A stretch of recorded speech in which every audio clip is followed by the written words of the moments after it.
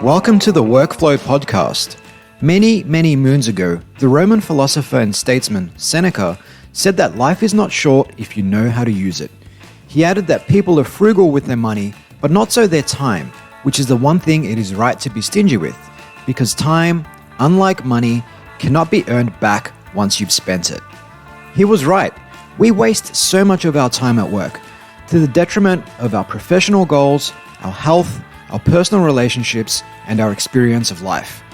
My name is Steve Glaveski, and I'm the founder of Innovation Accelerator Collective Campus and the author of several books and numerous Harvard Business Review articles on all things productivity and performance at work. My mission with this show is to help you unlock your potential to do more great work in far less time, whether you're working as part of a team or flying solo, and to set you up for a richer life. If you enjoy this show, please like, share, and or subscribe. And if you'd like to learn more about my work and connect with me online, visit steveglaveski.com. And now, on with the show.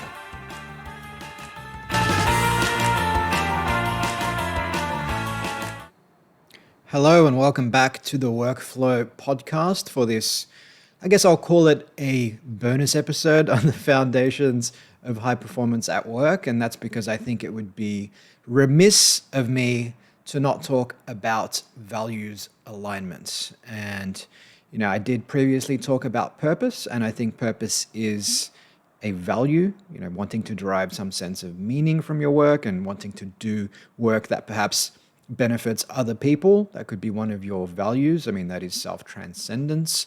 And essentially, there are other values we need to consider. So it is definitely worth expanding the topic and doing an episode all on its own on values alignment. And values alignment isn't just something that is important when it comes to work, but obviously in anything we do, particularly romantic relationships and friendships and people we want to spend time with. Obviously, if our values are aligned, those relationships are going to be much better, much easier. They're going to flow like water. And when those values aren't aligned, well, we're going to inevitably find ourselves butting heads a lot of the time. So let's get into today's episode.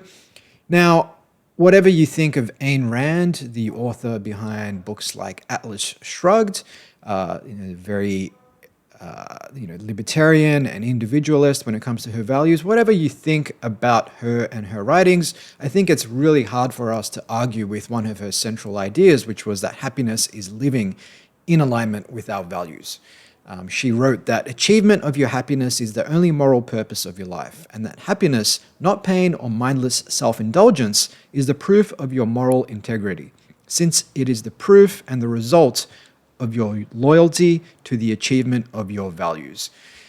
And I think this is something that we can all relate to. I think when we are working and living in alignment with our values, things just flow. Like I said, things flow like water. But when we're not living in accordance with those values, it can often feel like something's broken. We can feel a lot more tension in our bodies, and we are much more predisposed or susceptible, rather, to stress, anxiety, sadness, and depression. And I guess on this point, I'm reminded of Frank Sinatra's famous song, My Way, in which he sang, "Yes, there were times, I'm sure you knew, when I bit off more than I could chew. But through it all, when there was doubt, I ate it up and spat it out. I faced it all, and I stood tall and did it my way." Now, I was tempted to sing that, but I will spare you. Now, what Sinatra is talking about here is living in accordance with his values. Yes, he faced difficulty. Yes, he faced hardship, but despite its challenges, he had few regrets, and he could look back on his life, on his deathbed, and smile. Now, that is living in accordance with your values. Living in accordance with your values won't guarantee that everything's just going to be awesome all of the time, but it means that it will be easier for you to push through the difficulty because you are doing it in alignment with your values. You're not pretending to be someone else. And when you do that, life is easier. And this comes back to a point I made in a previous episode about purpose. The science did show that when you have purpose and passion, you are much more likely to persevere and play the long game. You're much more likely to do that because the meaning that underpins your work keeps you going despite the inevitable adversity you face. Now, before I go any further, it's really worth noting that when it comes to our values, many of them may be inherited from upbringing, from our parents, our peers, society, and perhaps we haven't even reflected on whether or not those values are serving us or sabotaging us. It is definitely worth taking the time to sit down and reflect on some of those core values that you've been using to navigate the world with, because ultimately that's what values do. They help us determine how our lives are going and inform the corrective action that we take. I know for so many people that I've grown up with, and I definitely have held this value to some degree, but so many people from, say, first-generation migrant communities in Australia have been brought up to think that if they just acquire more property, more real estate, that will be the pathway to happiness. Now, that's not to judge. That is simply a value that we, or many people I know, including myself to some degree, have inherited. But as a byproduct of that, you could quickly find yourself, and many do, working a full-time job and then another 30 hours a week on their real estate side hustle. So working between 80 and 100 hours a week simply to acquire more land, more brick and mortar. And as I indicated on a previous episode, the science on this, the work that Daniel Kahneman and Angus Deaton did, found that beyond 75,000 US dollars per year per person, more money doesn't make us happier, doesn't result in more emotional well-being. But let's park this topic about inherited values for another day and talk about universal human values. So when it comes to universal human values, back in 1992, Shalom Schwartz penned an article called The Theory of Basic Human Values. Now, in this article, he did categorize universal human values into 4 groups. 1, openness to change, which included self-direction and stimulation. 2, self-enhancement, which included hedonism, achievement, and power. 3, conservation, which included security, conformity, and tradition. 4, self-transcendence, which included benevolence and universalism. And 5, spirituality. Now, spirituality was considered an additional value. However, Schwartz found that it did not exist in all cultures. Now, you might already be one step ahead of me here. Some of these values are in conflict with each other. For example, if I value power, achievement, hedonism, well, that is in conflict with self-transcendence, which is essentially about the welfare of other people, giving back, understanding, appreciating, tolerating other people, and helping others, essentially. So those 2 values are in conflict with each other. Now, we will lean much more strongly towards some of these values than others, as I've just indicated. And if you want to learn where you are on these scales, there is a survey you can find. I'll add that to the show notes. It's called the Schwartz Value Survey. And essentially where you land on these scales, if you value power over, say, self-transcendence, or you value conservation or spirituality more, well, that should then inform the kind of work you do, the companies you choose to work for, the people you choose to work with, and so on. Now, unfortunately, at this point, at least the literal research that has been done on this topic finds that of the top 25 companies in Business Today's rankings, now this was the 2012 rankings because this study was performed in 2014, organizations did not map these universal values to the company values. So what you typically find in most large organizations, particularly Fortune 500 companies, is the same old generic values plastered on the wall. We're talking integrity, respect, excellence, communication, teamwork. Every corporate organization that I have worked for in the past or consulted to, pretty much every company has these same values plastered on the wall. And that's kind of like having some kind of motivational picture on your wall. Now, the first time you put it up, you might notice it for a few days, a few weeks. It might give you a bit of a kick as you head out the door to go to work for the day or whatever the case is.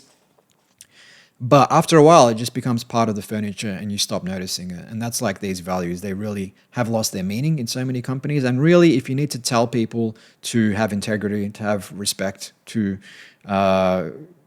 pursue excellence, then perhaps you need to reflect on your recruitment practices. And as for these values, they were Enron's core values. And we all know how that turned out. So I often say when it comes to values alignment at work, having values alignment is kind of like two people trying to push start a car. They're both pushing from the rear of the car.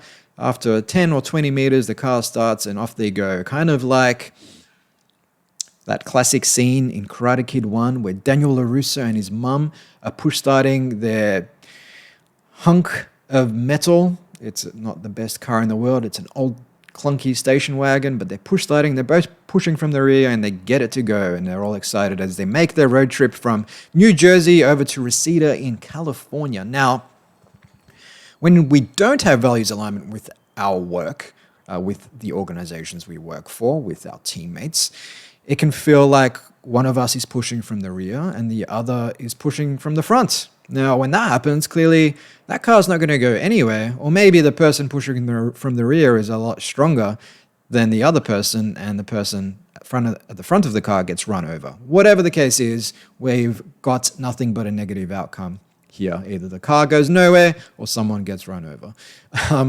Now, when we look at these generic values, obviously we want to go deeper than that.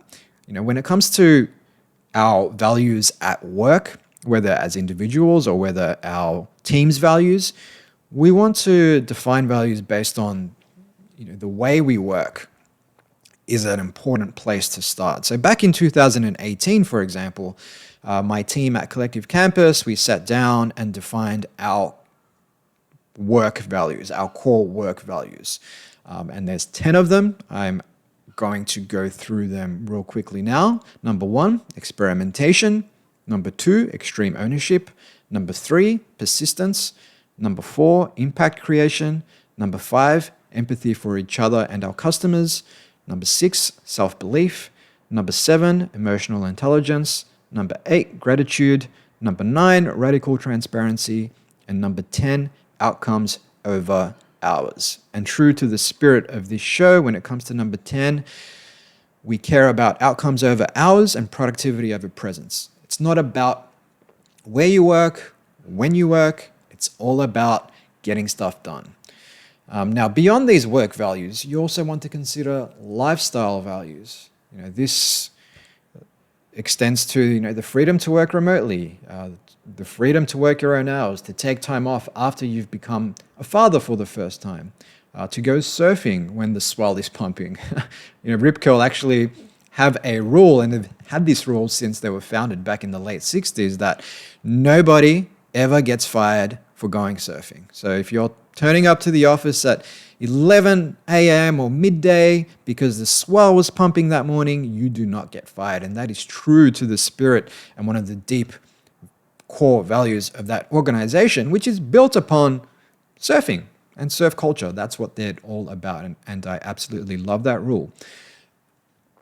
These values would extend to personal relationships too. If you want to live near the beach, but your partner wants to live smack bang in the middle of Manhattan, well, that could create a bit of conflict, particularly when it comes to lifestyle. Many moons ago, I did work for Ernst & Young, and it was very common for people in their late 20s, in particular people in their late 20s up to, say, their mid to late 30s, to leave the firm and go and work in industry, usually for one of the big four Australian banks.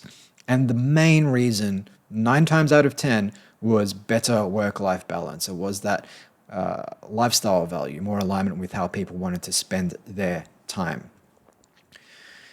Now, when it comes to using these values, firstly, if you're a leader of a team, you want to look to firstly define those values of the team and hire people who align with those values. You'll also want to look at these values or consider these values when evaluating how people are performing and whether or not people in your existing team are aligned.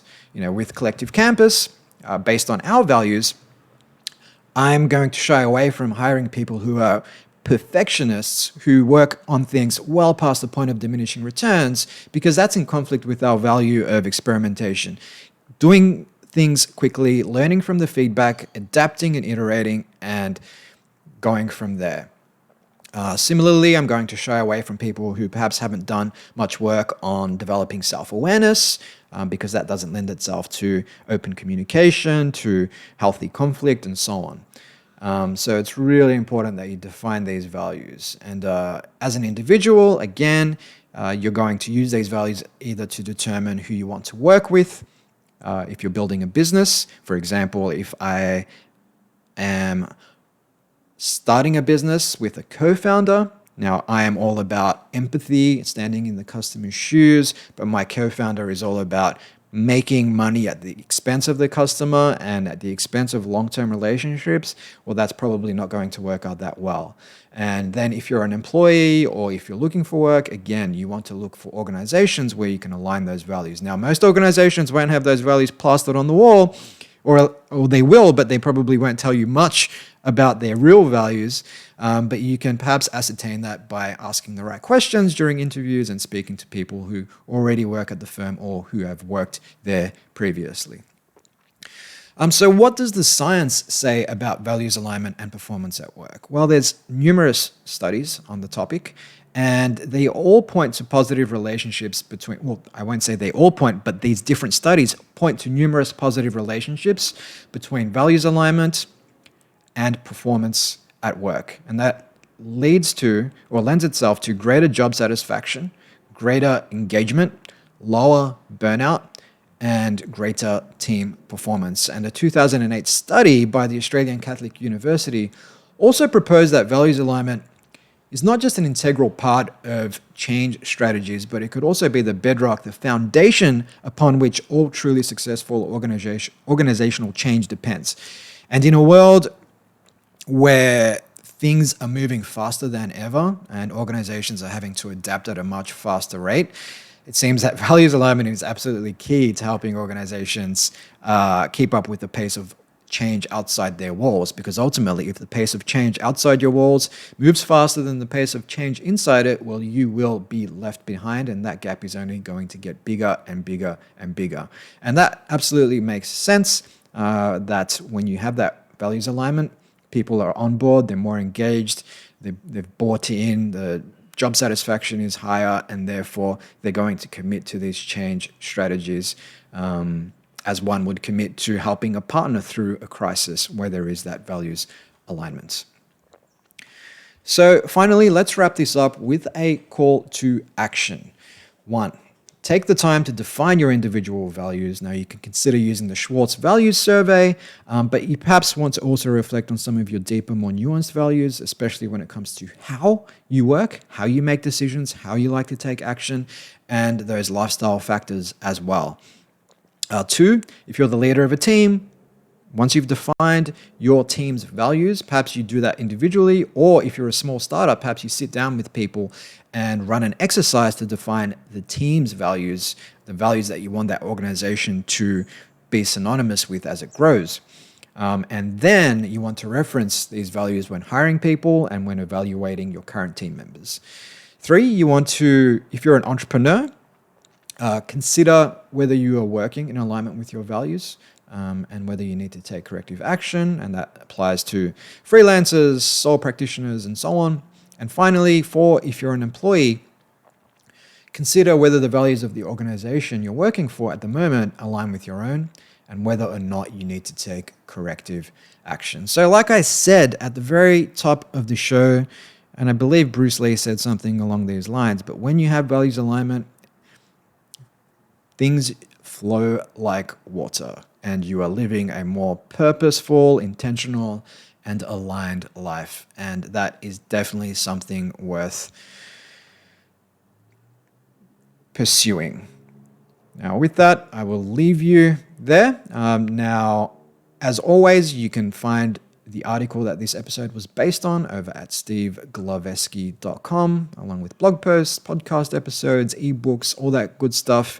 If you're listening to this podcast, just an FYI, we also have a YouTube channel. And if you're watching this on YouTube, yes, you can listen to this on any podcast player or on Spotify and all those good places, so you don't necessarily need to be sitting in front of your desktop watching me speak. And of course, nowadays, about 90% of people listen to podcasts, only 10% watch them online. So perhaps I will tailor what I say audio audience. Anyways, I'm going a little bit over time, so we're going to wrap this one up. Hope you have an amazing rest of your day, whatever day it is, wherever in the world you are, and I will see you for the next episode, which is going to take us into the foundations of performance insofar as body and mind is concerned. So I'm really excited to bring you that, and until then, peace out.